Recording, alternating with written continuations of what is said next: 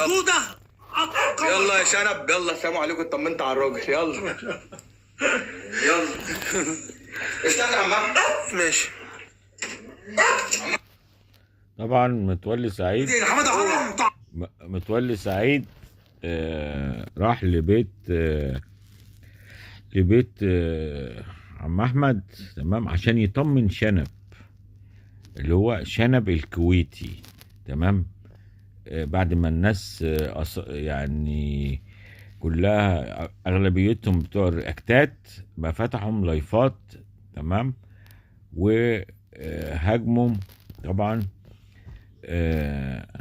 عم احمد، تمام، والمستشارين، تمام، طالعين يعني جايبين سيرة اللي هو الراجل الكويتي طبعا اللي نزل عم احمد الاسد، تمام، عشان يعمل عمل يعني خادش للحياء، ف عشان يديله اسد. الاسد ده يا جماعة ب7,000 جنيه، تمام. ما شفتش حد محامي جايب اللوم على متولي سعيد، تمام.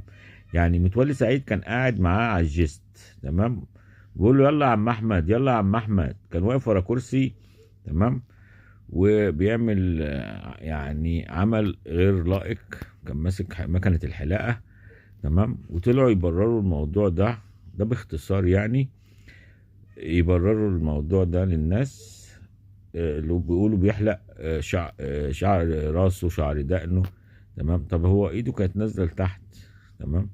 عندكم الفيديو في القناه لو حبيت تشوفه، بس ده فيديو زائد 18 سنه، فنحب نعرف رايكم في التعليقات.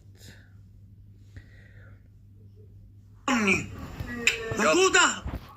يلا يا شنب، يلا السلام عليكم، اطمنت على الراجل. يلا